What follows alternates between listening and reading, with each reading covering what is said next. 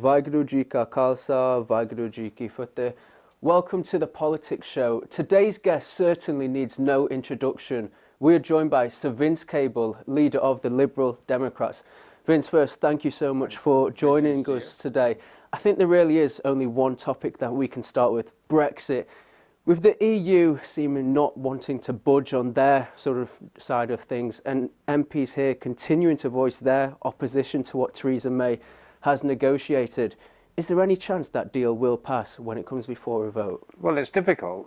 I don't blame the European Union for it. I mean, they've always been very clear from the outset that if Britain wants to be in the club, then you behave as a club member. If you want to leave, you leave. You can't have your cake and eat it. And they've been absolutely clear about that from the very beginning.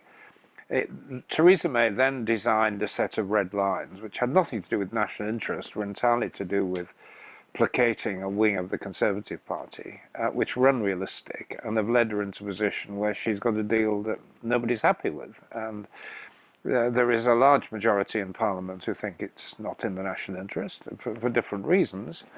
It will probably go down, and then we've got to move on to think, we're running out of time. We've got to think about what to do next. And some people say we should have an election, general election. I don't think that helps because that gets into all kind of other issues. So I think we probably do have to go back to the country and say, Theresa May has negotiated a deal. You may have voted for Brexit. Is this what you really wanted? Maybe. But if not, then we stay where we are in the European Union.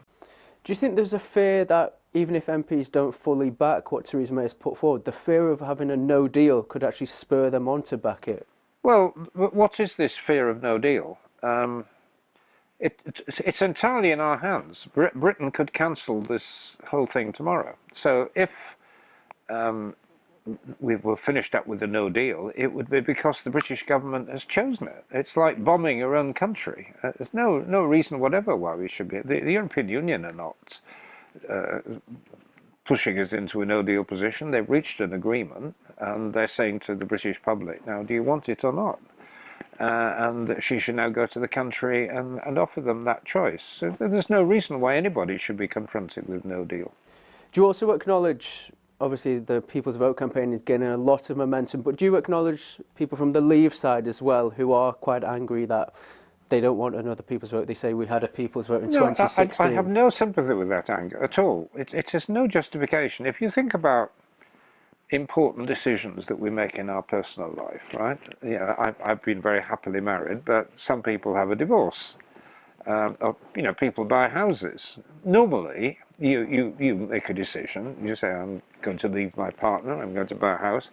And then you go to the professionals. You go to surveyor. If you buy a house, you go to solicitor. You find out there's all kind of problems of dividing up property, of looking after children, who does it. If you're buying a house, the surveyor may say, well, the roof's falling in on this place you're going to. And then you think again and you say, well, is this something I really want to do? And basically, this is a much bigger and more complex problem. And we're putting the issue back to people and say, if you really want to leave, here's your chance to confirm it. But there's no justification for anger. It's just prejudice. And looking ahead, I mean, these divisions within communities across our nation, are you confident that we can sort of unify communities once again and get past this in the long term? Yes, I think if the right things are done, I think if we do have another vote, it's got to be conducted in a civil way and not with abuse and finger pointing and anger and lies. So that's part of it. And I think we ought to address some of the genuine grievances people have. I mean, London is a relatively successful city. We voted to remain, but there are small towns in Lancashire and Yorkshire and the northeast of England and some of the rural communities in Devon and Cornwall, which are genuinely, or South Wales valleys, where they're genuinely depressed and have got very poor services. So we've got to have something which is directed to giving them more hope. Do you think the race for the Tory leadership as well has sort of cast a dark, dark shadow on the whole Brexit debate in some respects? Well, it's reminded us that Brexit is all about, it's an internal quarrel within the Conservative Party. It's not something the country was obsessed about 2 years ago. I mean, I did a survey before the election in Twickenham and asked my public here, got somebody to do a proper independent survey. What are the things that matter to them and that they want the MP to be dealing with? And Europe was about number 8 or 9 after road maintenance. It wasn't something people were gagging to deal with. So it was a Conservative Party quarrel that spilled out into the referendum. And that now the latest twist in this drama is that they've had this leadership contest, which has had the effect of weakening Theresa May, so she's in a weaker position to negotiate, and hasn't solved any problem because she's still there. She's there for another year. So they've, as yet again, they've landed us in an even deeper mire than we were before. I feel rather sorry for her, actually. She's doing her best. I can't see anybody in the Conservative Party who can do any better. They've all got their flaws, and she is at least honest, hard-working, as we know, conscientious. So why try to get rid of her? Obviously, a lot of infighting in the Conservatives and also a lot of infighting in Labour as well.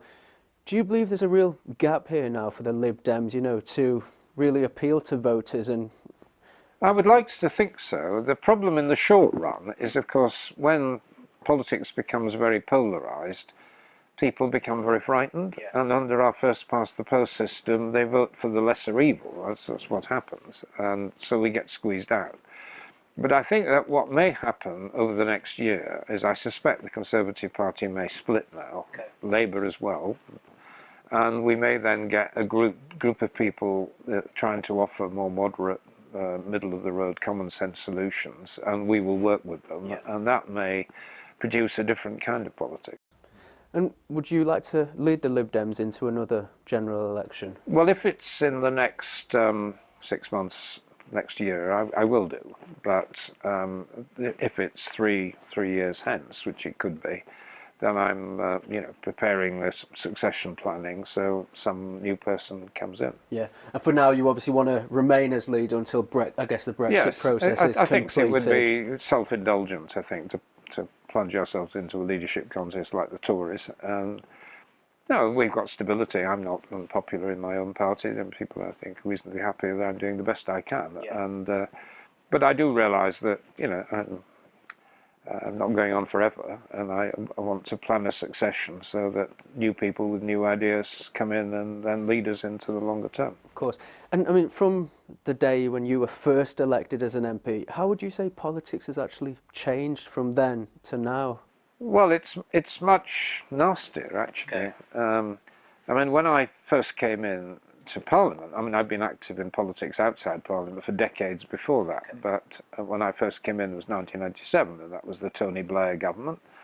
I wasn't Labour, but we worked with New Labour, and there was a spirit of general optimism and hope in the country, and throughout that period, I thought, in a way, politics was a good place to be. We had the disagreements about the Iraq War, but then we had the financial crisis, which shook everybody because, a lot of the things we'd assumed about the stability of the system just weren't true anymore. We then had the coalition government, which I was a cabinet minister in, and actually we made some unpopular decisions, but it worked very well. We had parties working together in the national interest. We had stability, 5 years, big decisions were made. And then, it was good in its way, though the public decided they didn't want any more of it, for whatever reason. But I think since the referendum, it's all gone very, very sour and very nasty, and we've become very fragmented as a society and very tribal, in a bad way. I'd like to think we can pull us back together again, but it's not going to be easy. Would you say there was a lot more cross-party working as well in those days than I guess there is now? Well, there is cross-party working now, but it's in a more desperate way. I'm working with Conservatives, Labour, Nationalists, Greens and others on this cross-party campaign for a people's vote, but it's whereas previously you were working together on a daily basis to solve the problems of the country, and I think the spirit of national unity, which we sort of had, has gone. And what was it initially that actually made you want to get involved in politics? Well, I got in politics in my 20s when I was in Scotland. I was in Glasgow at the time, and I suppose there were two things. I was living in quite a poor city, going through big, slum clearance, decline of traditional industries. So I got involved actually in labour politics at that time. I also got involved in the anti-apartheid, anti-racism movement. My wife was Indian, and we faced all the problems of mixed families. And if you remember, in that area we had Enoch Powell and these rivers of blood speeches, and so we had to fight back. So those were the things that got me involved originally, and then I became a city councillor in Glasgow. I stood for Parliament, but because of all the problems in the Labour Party, the rise of the hard left, I left to be part of the SDP, which in turn became part of the Liberal Democrats. Okay. I'm sure there have been many, many challenges as well since you've been an MP. Are there any particular ones, standout ones, which spring to mind of that was a very tough day that I had? Well, I had a lot when I was in the government, because I had a big government department. We had all these very difficult issues to deal with over the banks. I picked a fight with Mr. Rupert Murdoch, if you remember. I almost lost my position in the government at that time. We had tuition fees and universities that I was responsible for. It was an impossible position, but I think we did the right thing, but we lost a lot of support by doing it. Those 5 years were hard, and painful personally very often, but I did feel we were actually doing something useful. Yeah. Do you have any regrets from those 5 years? Yeah, well, there were battles I probably should have fought a bit harder. I mean, the problem is the Liberal Democrats were heavily outnumbered in the government, and I did have some big fights with the Conservatives, but there are maybe others that I, should have fought a bit harder. But, I don't regret us going into it. I think we had to do it. I think it was in the national interest that we did it. There was no other way of forming a stable government, but it was very bad for the party, as you well know. Of course. What would you say have been some of your biggest successes as well while you've been an MP? Well, when I was in the government, I think we had a lot of very big successes. I mean, I started this industrial strategy. We did a lot to rebuild the country's technology. We gave a lot of support to the car industry, the aerospace industry. They flourished. So all danger of Brexit all now undermining that. I set up 2 banks, the British Business Bank, which provides credit for small business, and the Green Investment Bank. I think they were big successes, passed lots of important legislation around shared parental leave, flexible working, trying to protect farmers from bullying by supermarkets, pubs from their the owners of the pub chains, things of that kind. No, I mean, I achieved a great deal, and I'm rather proud of it. But I think at the end of the day, as an MP, I think what I tend to feel proudest about is when I solve somebody's personal problems. Somebody's got an extreme problem of homelessness, or they've got entangled with the immigration system and they're not allowed to visit a country overseas, or they're trapped in the visa system, asylum seekers or whatever. If I can solve those problems at an individual level and turn somebody's life around, I do feel proud of that. That work level as well that you've had as an MP, did you underestimate just how much of your time it may take and how much of your effort it may take, before you were first elected? No, it is a very big job, Yeah. actually. People have this idea that MPs have long recesses, or maybe some of them do part-time work. But if you do it properly, it is a very, very demanding job. And being a minister in a big department, which I was, is phenomenal. Would you say it's quite crucial to have a vital sort of supportive family network as well yes, behind you? I'm sure they've been very... I've been lucky, actually. I had a lovely wife, and fortunate that I was actually quite slow getting into Parliament. I didn't get in till I was 54. But it did mean I spent time with my children and my wife, and sadly she died of cancer shortly after I got elected. But we had I always felt we had a stable family to work from, and I'm now happily remarried, and I wouldn't be able to do this job unless I had a very supportive wife and family. And one of the biggest challenges, many believe, is sort of getting the younger generation, involved in the political process. How do you believe that we can do that to get, youngsters interested in? Yes, I think I'd spend a lot of time in schools trying to persuade young people and then students to get involved. And the problem is if they don't, then they get shafted, don't they? Yeah, I mean, yeah. basically older people decide what's good for them. And that's the problem at the moment. This whole Brexit issue has arisen because, well, one of the major reasons was that older voters voted heavily to leave and younger voters voted heavily to remain, that there were fewer younger voters. And just staying on the topic of youngsters in politics, Vince, are you quite concerned that a lot of people who are going to be affected if we do leave the EU, they actually couldn't vote in the EU referendum?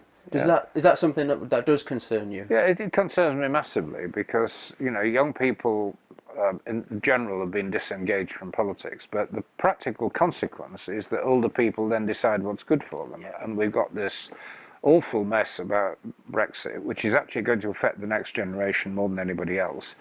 And it was decided by, you know, the older people, you know, 65%, over 65% of over 65s voted to leave. The opposite of young people, and apparently about 80% of 18-year-olds want to remain, but their future's been taken away from them. There's similar things in the housing market. I mean, we've got this massive inflation of house prices, which is, you know, very good for older people. They're sitting on a, you know, gold mine. Yeah. But for young people, can't get into the housing market, can't afford to rent, can't afford to buy. And because they're not voting and they're not campaigning, you know, their interests have been overlooked, and this is very dangerous, I think. Of course, and there's a lot of alarming rhetoric going around during the EU referendum campaign. Immigration was one issue. Do you believe that our immigration policies need changing? Well, they do need changing, but I don't think. I don't have any sympathy with these anti-immigrant kind of populist stuff. There's a lot of evidence that, you know, immigration overall has been good for the country. It's been economically valuable, and I personally think it's helped to enrich society in all kind of ways. But there are problems. We have this peculiar system where, for example, overseas students who come here to study and then go home afterwards are treated as immigrants. So it makes the number look much bigger than it is. And so Theresa May, when she was Home Secretary, was doing everything she could to keep them out. So they've all gone to America and Canada and Australia. It's absolutely insane, really.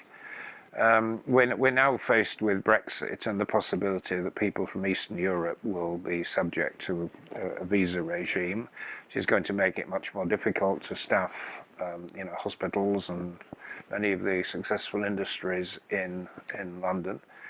I mean, I know there are people from the Indian subcontinent who somehow think that this is going to make life easier for people from India or whatever, but I don't believe that, actually. I don't think this government is not the slightest bit interested in having in more curry chefs or Indian professionals. I mean, I wish they would, you know, liberalise it, but I think they've been sold a bit of a lie there. And the culture and diversity of the UK, I'm sure, does that fill you with the pride when you sort of It see does, how yeah, it does. I mean, you know, before I got into Parliament, you know, my family used to come up on a Saturday morning to Rita's in Southall and get our lunch there and do some shopping in those wonderful shops with lots of fresh vegetables outside from the subcontinent, and, you know, we used to love it. You know, and you know, Britain's professions, its politics, its business, sport are richer for the diversity we have. Do you think at times potentially immigrants are a bit of an easy target in these times of austerity, where people are sometimes looking at someone or to blame, or a group of people to blame? Well, and it has happened throughout history, and, you know, and I've been around long enough to remember the episodes, and of course the period of Enoch Powell was the most striking, where people did find a scapegoat. In some cases, it's a genuine worry. They didn't know how many people were coming from East Africa. In some cases, it's just picking on a minority and blaming them. I mean, if there was a real problem, the most anti-immigrant place would be London, but it isn't. London is a pretty tolerant place. And the biggest prejudice is often in areas where there are no immigrant population at all. I mean, in the referendum campaign, I used to go around village halls in the south of England, and they'll be 100% white, mostly older people. and they'd be going on and on about immigrants and how they're overcrowding the country, and this is in rural areas with underpopulated. You know, prejudice operates in strange ways, and it's often a fear of the unknown rather than a fear of the known. Of course. Obviously approaching Christmas now and festive sort of feelings, but the temperatures are obviously going to be plummeting, and at the same time many people across our nation will be sleeping on the streets. How do you believe that we as a society can tackle homelessness and give people that support network that they so often need?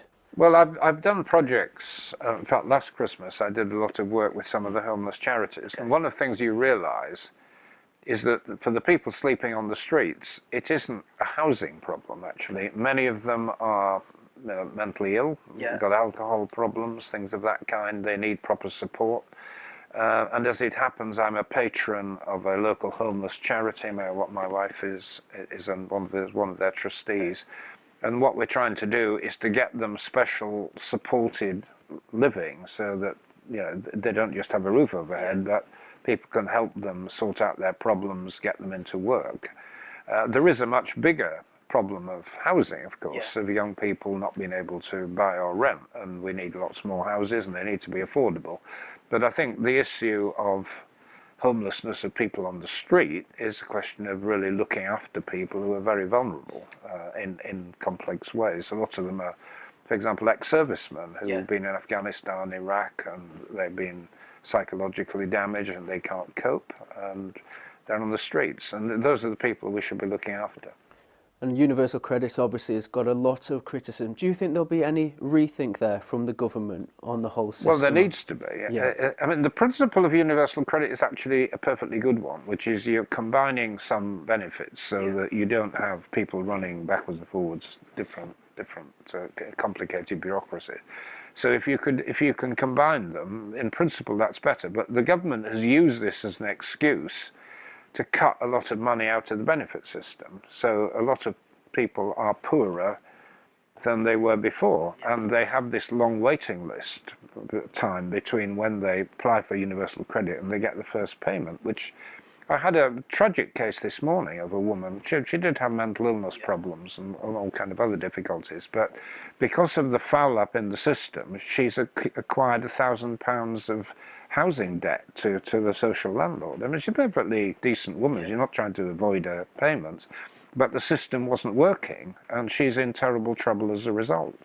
And the universal credit system needs reforming, it needs sorting out, making simpler, making more efficient, allowing for the fact that people often are not used to paying their own rent. It goes through a landlord, and why not, if that's the way they prefer it. And it does need more money putting into the system. That's why the budget, in my view, was so wrong. They gave tax cuts for the well-off instead of using the money to put more money into universal credit. And you want the system reforming, but do you truly believe that the Tory government will carry out those reforms? No, I don't. They did some improvements in the budget, and they were under a lot of pressure from their own backbenchers to do it, as well as the opposition. And they did give some ground, but they haven't put back the money that was taken away 2 years ago. Okay.